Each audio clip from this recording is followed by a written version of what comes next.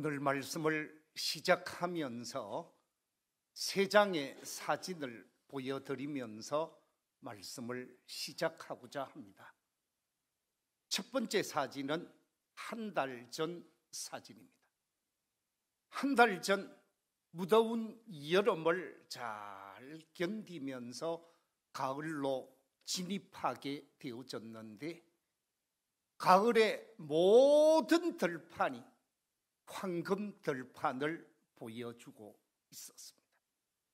저 황금 들판이 보름이 지난 15일 전 도시처럼 새로운 모습을 보여주게 되어지는데, 기계가 온 논을 오고 가면서 수확하는 모습을 보여주었습니다.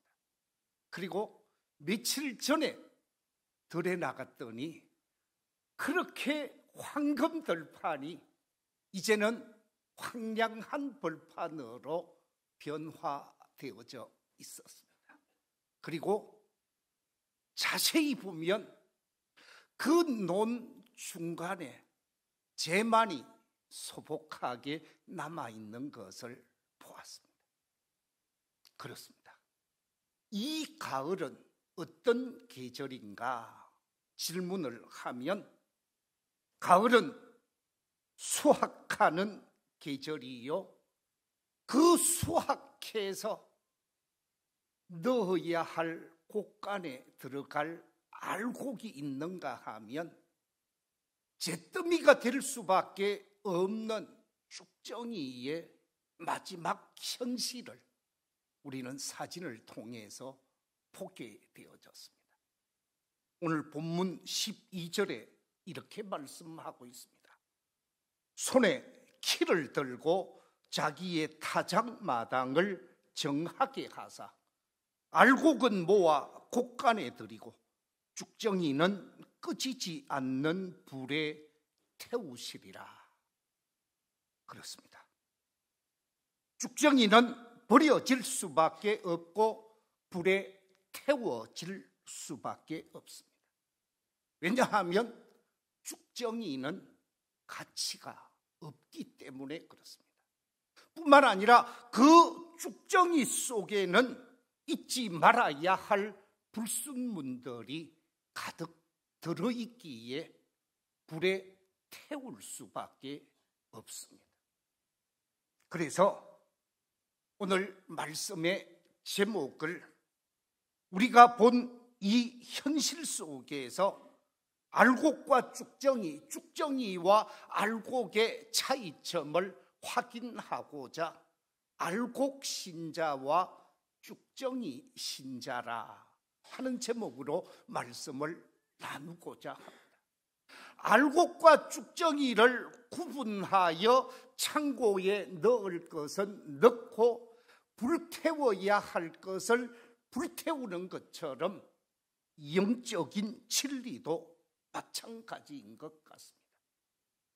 마지막 시대의 마지막 농부와 같이 알곡을 모아서 하늘나라 천국으로 우리를 인도하실 주님, 마지막 심판의 주님이 이 땅에 오실 마지막 때를 바라보면서 우리가 과연 어떤 신자로 오늘을 살아가야만 할까? 저는 주보에 기록되어져 있는 것처럼 알곡 신자와 쭉정이 신자, 쭉정이 신자와 알곡 신자의 차이점을 농사하는 그 농부의 현장에서 느끼고 깨달은 바를 이 시간 영적인 진리의 문제로 성화시켜서 말씀을 나누고자 합니다. 과연 알곡 신자와 쭉정이 신자의 차이점이 무엇일까? 이 자리에 계신 우리 모든 성도님들도 다 경험하고 느끼게 되어지겠습니다마는 첫 번째 차이점을 말하라고 한다면 저는 무게에서의 차이점이라 말씀드리고 싶습니다. 농부가 농사를 짓는 목적이 무엇이겠습니까? 농부가 농사를 짓는 목적은 알곡을 수확하기 위함일 것입니다. 벼농사를 짓는 사람은 알찬 벼를 수확하기 위함이요, 사과 농사를 짓는 사람은 탐스러운 사과를 수확하기 위해서 농사를 지었을 것입니다. 대추 농사를 짓는 우리 성도님 한 분이 계시는데, 대추 농사를 짓는 이유는 그야말로 맛있는 대추, 탐스러운 대추를 짓고자 하는 소망이 있기에 대추 농사를 지었을 것입니다. 그렇습니다. 벼 농사를 짓든 사과 농사를 짓든 대추 농사를 짓든 그 어떤 곡물을 농사 짓든 간에 한 가지 목적, 알차고 탐스러운 열매를 기대하는 것이지요. 알곡과 쭉정이를 원하는 농부는 단 한 사람도 없을 것입니다. 그런데 사람이 보기에 비슷해 보여도 이 알곡과 쭉정이를 구분하는 방법이 있습니다. 어떻게 구분하는가? 요즘은 콤바인으로 다 벼농사 수확을 하기에 알 수 없습니다마는, 제가 어렸을 적에 농사 짓는 방법은 성경적인 내용과 아주 비슷합니다. 저희 집에서도 벼농사를 꽤 많이 지었습니다. 한 20여 마지기 벼농사를 지었는데, 그 벼농사를 지을 때 여름과 초가을까지 수고하고 애써서 다 낫으로 베서 볕단을 세워두게 되어집니다. 다 마른 시간이 되어지면 그것을 다 한쪽에 모으게 되어지죠. 지게를 지고 뉘어가로 끌어서 경운기로 끌고 와서 다 한 곳에 모으게 되어집니다.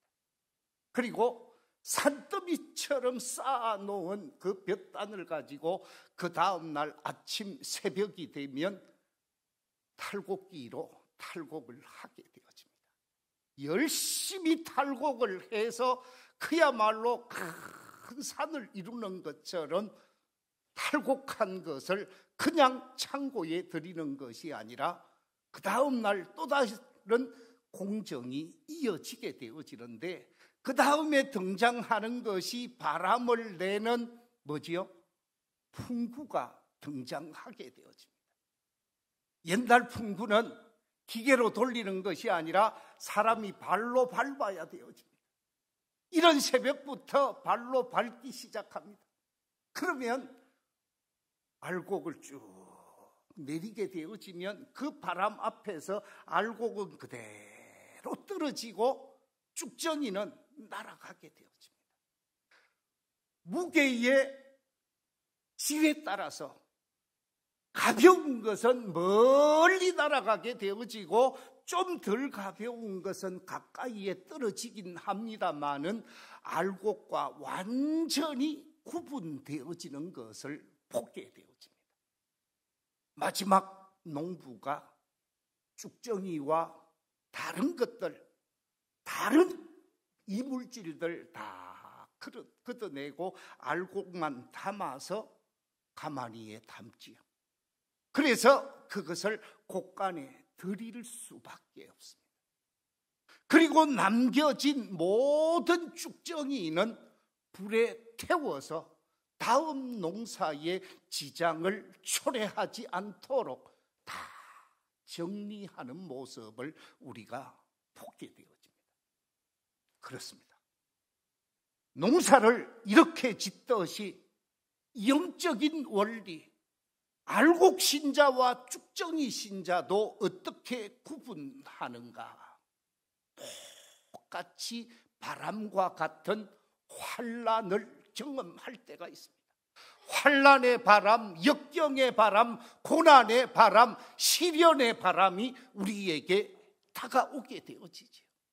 그 고난과 시련과 역경의 바람이 다가오게 되어질 때 그 앞에서 멀리 도망을 치는 신앙인들의 모습은 쭉정이 신자임을 자인할 수밖에 없습니다.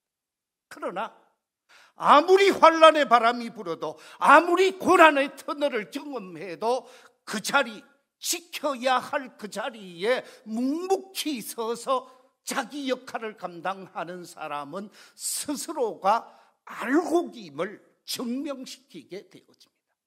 이렇게 날리고 저렇게 날리고 바람의 방향에 따라서 날려지는 것은 쭉정이임을 스스로가 자인하게 되어진다는 사실이죠. 그렇습니다. 신앙의 지조가 없는 사람, 바람에 흔들리는 갈대와 같은 사람, 그런 사람은 다 쭉정이 신자라고 말할 수밖에 없습니다. 알곡 신자는 그 어떤 상황 속에서도 흔들리지 아니하고 견고하게 서서 사명을 지키고 사명을 감당하고 사명 속에서 생명까지 바쳐가게 되어지는데, 그런 사람을 우리는 순교자라고, 위대한 하나님의 사람이라고 말할 수밖에 없는 것입니다. 그렇습니다. 신구약 성경 속에 위대한 믿음의 길을 걸어갔던 수많은 믿음의 선진들은 다 알곡 신자의 삶을 사셨던 분이요, 고난과 시련의 바람 앞에서도 아름다운 믿음의 지조를 지켰던 사람들입니다. 우리가 잘 알고 있는 동방의 의인으로 불려진 욥을 한번 생각해 보십시오. 욥은 사탄이 시기하고 질투할 정도로 좋은 믿음을 가지고 있었습니다. 하나님의 허락하에 고난의 바람이 불어오기 시작합니다. 시련의 바람이 불어오기 시작합니다. 도저히 해결할 수 없는 엄청난 어려움이 다가오게 되어집니다. 사랑하는 아들 10명이 일순간에 세상을 떠나게 되어집니다. 자녀들만 없어진 것이 아니라 자신이 가지고 있었던 모든 재물을 다 약탈당하고 강탈당하고 잃어버리게 되어지지요. 엎친 데 덮친 격으로 머리끝부터 발끝까지 온 몸이 병들게 되어집니다. 저주받은 사람의 모습으로 전락하게 되어집니다. 평생을 함께 하겠다고, 생명이 갈라놓기 전에는 떨어지지 않겠다고 고백했던 아내가 자신을 저주하고 자신의 곁을 떠나가게 되어지는 불행한 현실이 욥에게 찾아왔습니다. 그럼에도 불구하고 욥은 어떤 자세를 취했는가? 우리 함께 욥기 1장 20절 이하 22절 말씀, 스크린의 말씀을 같이 한번 읽어보겠습니다. 시작. 욥이 일어나 겉옷을 찢고 머리털을 밀고 땅에 엎드려 예배하며 이르되, 내가 모태에서 알몸으로 나와 싸운즉 또한 알몸이 그리로 돌아가올지라. 주시니도 여호와시요 거두시니도 여호와시오니 여호와의 이름이 찬송을 받으실지니이다 하고, 모든 일에 욥이 범죄하지 아니하고 하나님을 향하여 원망하지 아니하니라. 할렐루야. 그 말로 표현할 수 없는 엄청난 환난의 바람 앞에서도 전혀 요동하지 아니하고 하나님을 향하여 아름다운 믿음의 고백을 드러내고 표현하고 있는 이 욥의 모습이야말로 무게 있는 신앙인의 모습을 보게 되어집니다. 전혀 흔들리거나 날리지 않았다라는 거예요. 바라옵기는 이 자리에 계신 우리 모든 성도들이 무게 있는 신앙인, 흔들리지 않는 신앙인, 정말 하나님의 기대에 어긋나지 않는 복된 신앙인들이 다 되시기를 주의 이름으로 축원합니다. 두 번째, 알곡 신자와 쭉정이 신자의 차이점이 무엇일까? 저는 두 번째 차이점은 바로 모습에서 차이를 보인다고 확신합니다. 벼농사를 지어보신 분들 아실 것입니다. 배가 황금색을 띠면서 잘 익어가면 배는 고개를 숙이게 되어집니다. 점점 고개를 숙입니다. 그러나 가을이 되어졌고 알곡으로 물어익어야 함에도 불구하고 물어익지 못한 쭉정이는 고개를 빳빳하게 세워서 하늘을 쳐다보고 있습니다. 자신이 잘났다고, 자신이 멋지다고, 자신이 최고라고 생각하면서 자기를 드러내고 있지만 실상은 그 모습 속에 쭉정이임을 증언하고 있습니다. 모습 속에서 겸손한 모습과 교만한 모습으로 나누어지고 있다는 것이죠. 알곡 신자는 고개 숙여 겸손히 사명을 감당할 수밖에 없습니다.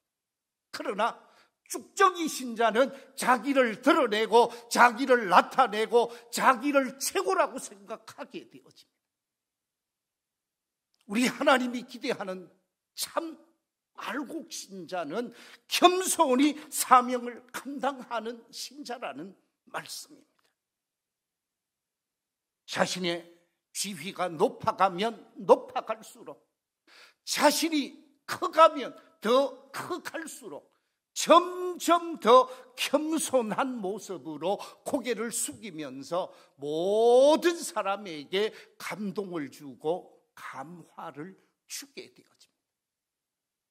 하나님의 말씀인 성경은 이렇게 말씀하고 있습니다. 잠언 18장 12절에서 사람의 마음의 교만은 멸망의 선봉이요 겸손은 존귀의 앞잡이라 그랬습니다. 교만은 멸망케 되어지고 겸손은 존귀한 자로 나아가게 되어진다는 말씀입니다. 그렇습니다. 잠언 16장 18절에서는 이렇게 말씀하고 있습니다. 교만은 패망의 선봉이요 거만한 마음은 넘어짐의 앞잡이니라. 누가 패망의 길을 걷느냐, 누가 존귀케 되어지느냐는 겸손과 교만으로 나누어지게 되어진다라는 것입니다. 그래서 잠언 16장 19절에서는 이렇게 강조하고 있습니다. 겸손한 자와 함께하여 마음을 낮추는 것이 교만한 자와 함께하여 탈취물을 나누는 것보다 낫다라고 말씀하고 있습니다. 아무리 많은 물건을 얻는다 할지라도 그것이 사기를 치고 그것이 불의한 것으로 내가 소유하게 되어지면 그게 무슨 유익이 되겠습니까? 그것은 멸망의 선봉이요 넘어짐의 앞잡이가 되어지는 것이죠. 그래서 주님은 빌립보서 2장 3절에서 이렇게 강조하고 있습니다. 아무 일에든지 다툼이나 허영으로 하지 말고 오직 겸손한 마음으로 각각 자기보다 남을 낮게 여기라. 겸손한 마음으로 자기 자신보다 다른 사람을 낮게 여기는 겸손한 모습을 보일 때 그 사람이 축복의 주인공이 되어지고 그 사람이 존귀케 되어진다는 말씀입니다. 그래서 잠언 22장 4절에서는 이렇게 축복을 약속하고 있습니다. 겸손과 여호와를 경외함의 보상은 재물과 영광과 생명이니라. 하나님을 경외하는 사람, 겸손하게 사명을 감당하는 알곡신자가 되어질 때 그 사람에게 주어지는 것은 영광이 주어지고 그 사람에게 주어지는 것은 생명이 주어지고 이 세상 속에 많은 재물까지 주어질 것을 약속하고 있습니다. 우리가 어떻게 인생을 살아가야 할 것인가? 알곡신자로 겸손한 모습으로 사명을 감당하게 되어지면 그 교회가 희망이 있고 그 나라가 희망이 있고 그 사람이 희망이 있는 사람이라는 거지요. 프랑스의 솔비 대학이라고 하는 유명한 국립대학이 있습니다. 이 솔비 대학에서 50년을 대학 교수로 사명을 감당했던 라비스 박사가 있었는데 이 라비스 박사가 교수 생활 50년을 정리하면서 강연회를 가지게 되어졌습니다. 50년 동안 많은 제자들을 양산해냈기에 그분 설하에 많은 지도자들이 나오게 되어졌고 그 나라의 대통령도 라비스 박사의 제자였습니다. 스승이 50주년 기념 강연회를 한다고 하니까 전 세계에 흩어져 있고 프랑스 전역에 흩어져 있는 수많은 제자들이 강연의 현장으로 몰려들었습니다. 강연이 시작되어졌는데 라비스 박사가 강연을 하려고 단상에 나와서 하단을 쫙 돌아보게 되어집니다. 그런데 낯익은 얼굴이 한 사람 있었습니다. 많은 사람들이 낯익은 얼굴이었겠지만 그 나라를 대표하고 있었던 포앙갈리 대통령이 하단에 앉아 있는 거예요. 대통령이 하단에 앉아 있으니까 아무리 자신이 교수고 스승이지만 그냥 하단에 둘 수가 없어서 이 포앙갈리 대통령을 상단으로 강단 위로 올라오도록 요청을 했다고. 대통령을 향하여 강단 위로 나오시라고 부탁을 했더니 대통령이 뭐라고 대답을 했는가? 그가 이렇게 말했다고 합니다. 오늘 제가 이 영광스러운 자리에 참석한 것은 대통령의 자격으로 참석한 것이 아니라 선생님의 제자의 자격으로 왔기에 이곳에 그냥 있겠습니다. 저는 지금 선생님의 제자로 이 자리에 온 것이지 이 나라 대통령으로 이 자리에 온 것이 아닙니다. 그러면서 강단 위로 올라가는 것을 사양했다고 합니다. 그때 제자 포앙갈리 대통령의 이 얘기를 듣고 라비스 박사가 이렇게 말합니다. 우리가 이렇게 겸손하신 대통령을 모셨으니 우리나라의 장래는 희망이 있습니다. 그 스승의 그 제자입니다. 스승도 제자도 겸손하게 서로를 받들어 가는 모습이 참 멋있는 모습이었습니다. 그렇습니다. 겸손한 모습, 정말 알찬 모습, 속이 꽉 찬 모습으로 자신을 낮추고 자신을 낮은 자의 자리에서 사명을 감당하고자 했던 이런 사람들이 있었기에 프랑스의 민주화가 이루어지고 세계 속에서 앞서가는 나라로서의 명성을 떨치게 되어졌지요. 그렇습니다. 진정 알찬 신자, 알곡 신자는 그 모습 속에 겸손함이 있는 신자라는 것이지. 이 자리에 계신 우리 모든 성도들이 우리의 모습 속에 교만이 드러나는 것이 아니라 겸손함으로 알찬 신자가 되어져서 알곡 신자가 되어져서 하나님이 기뻐하고 사람을 복되게 하는 아름다운 믿음의 길을 걸어가는 저와 여러분이 되시기를 주의 이름으로 축원합니다. 세 번째, 알곡 신자와 죽정이 신자의 차이점이 무엇일까? 여러 가지가 있을 수 있습니다만은 그 중에 하나가 저는 열매를 통해서 차이점이 나타난다라고 말할 수 있을 것입니다. 아마 여러분들이 농사를 지어보신 분들은 알겠습니다만은 한 알에 쭉정이를 심게 되어지면 그 쭉정이를 통해서 싹이 나는 듯 하지만 얼마 있지 아니해서 그 새싹은 노랗게 병들게 되어집니다. 그리고 죽게 되어집니다. 다른 알곡을 생산해내지 못한다라는 거지.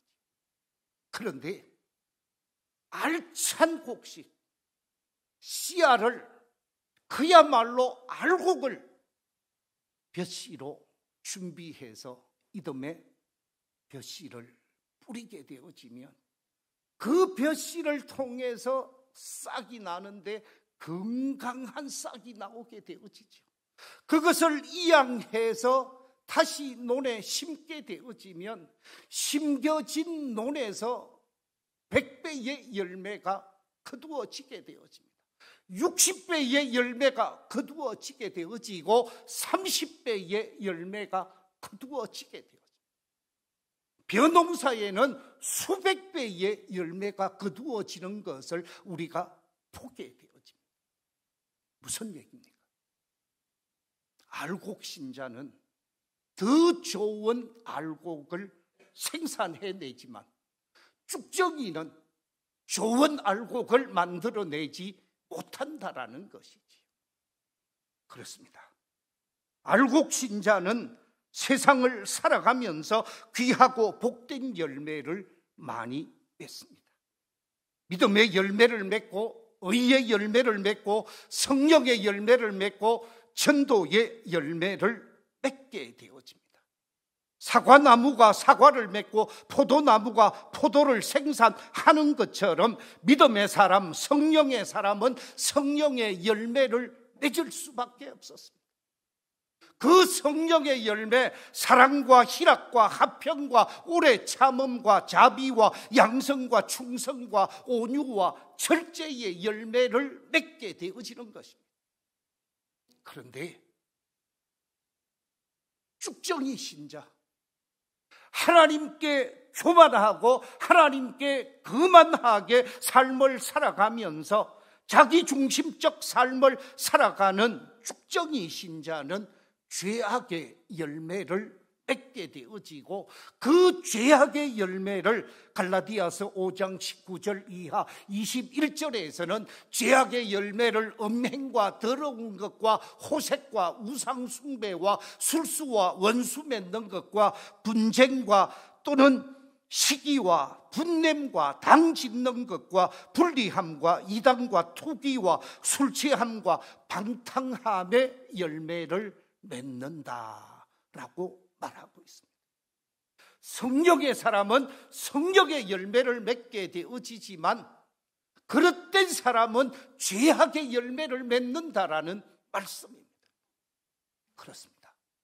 알곡 신자는 좋은 열매, 아름다운 열매, 탐스러운 열매, 세상 모든 사람을 유익하게 하는 열매를 맺게 되어지지만, 죄악된 삶을 살고 세상에 속한 사람, 쭉정이 신자는 결코 세상을 복되게 하는 열매를 맺을 수가 없다라는 말씀입니다.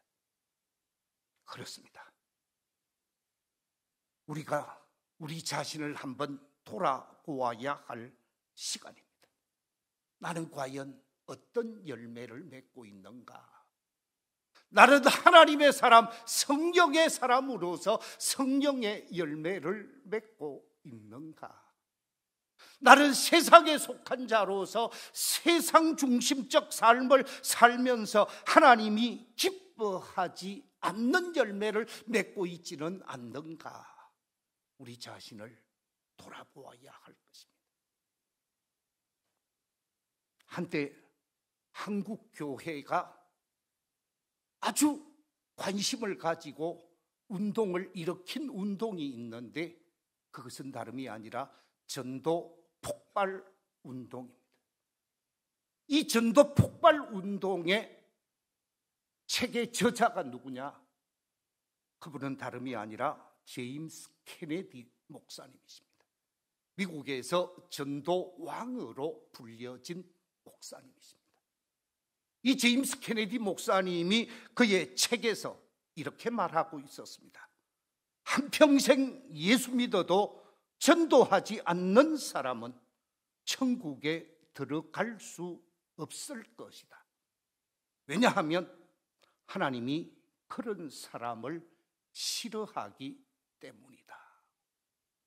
예수 믿는다고 하면서, 구원받은 하나님의 사람이라고 하면서 생명 구원의 가치가 그 무엇과도 비교할 수 없이 대단한 것인데, 생명 구원에 관해서, 전도에 관해서 전혀 무관하게 삶을 살아가고 있는 사람은 생명 구원의 가치를 얻을 뿐만 아니라 생명 구원의 가치를 상실한 사람으로서 구원받을 수가 없지 않겠나 하는 얘기를 한 것입니다. 맞는 얘기라고 생각합니다.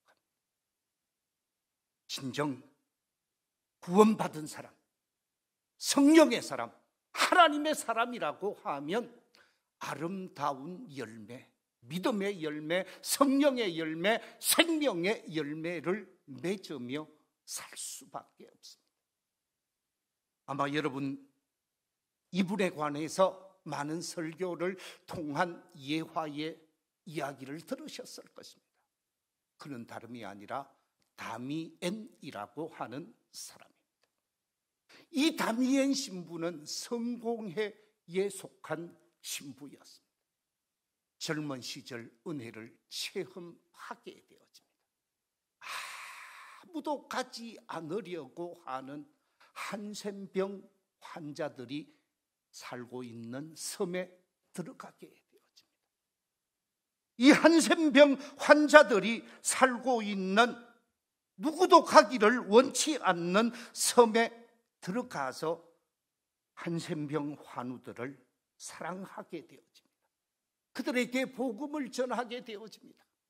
그들에게 하나님의 사랑을 실천하게 되어집니다. 그런데 돌아오는 것은 욕밖에 없었습니다. 자신을 향하여 돌아오는 것은 손가락질밖에 없었습니다. 너도 한번 한센병 환자가 되어봐라. 우리처럼 이렇게 하지 않을 것인가?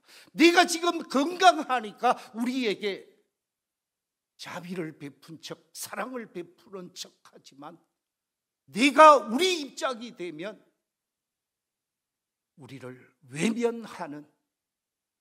외면할 수밖에 없는 사람이 되어질 것이라고 이야기를 했습니다.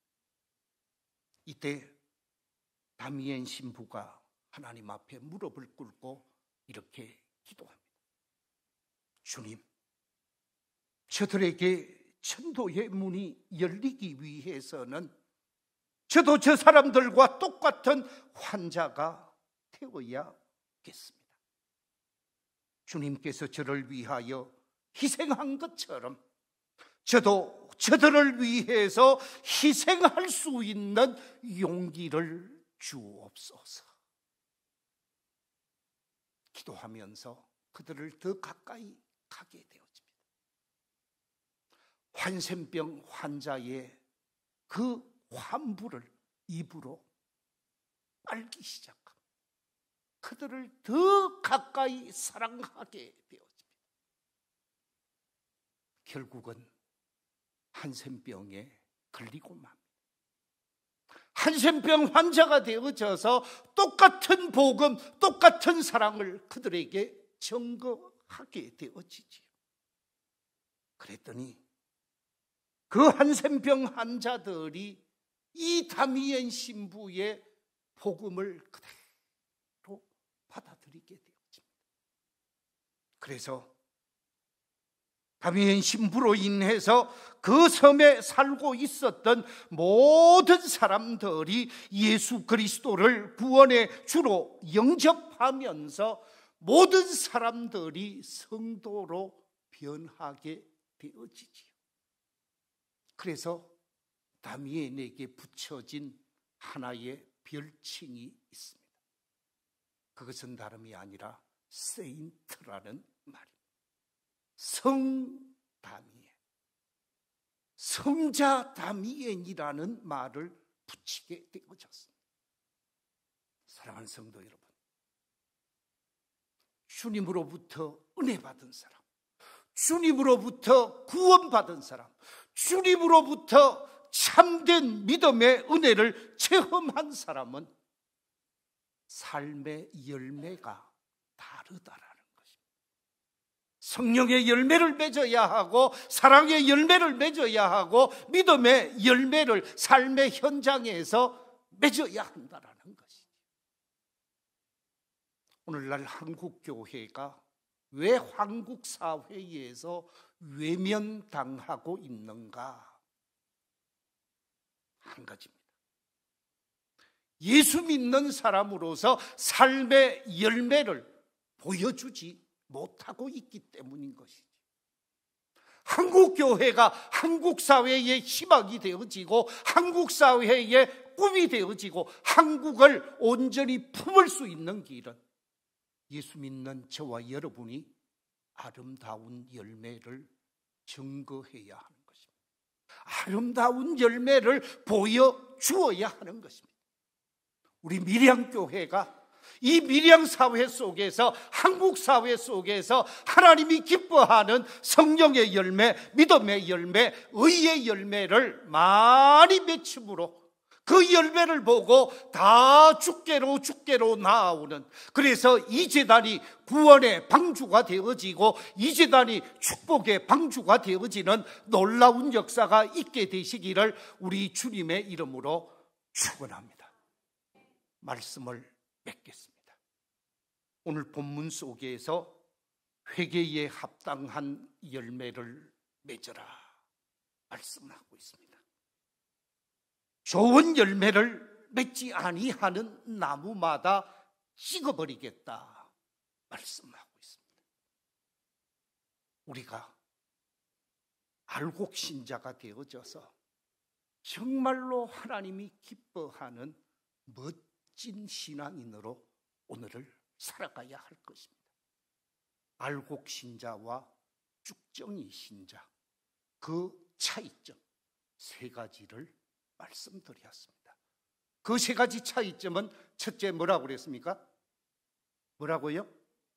무게에서 차이가 난다 그랬습니다. 두 번째 차이점이 무엇입니까? 모습에서 차이가 난다 그랬습니다. 세 번째 차이점이 뭡니까? 열매에서 차이가 난다. 우리를 통해서 세 가지 차이점을 드러내면서 알곡신자로 주께 영광을 돌리는 복 있는 성도들이 다 되시기를 주의 이름으로 축원합니다.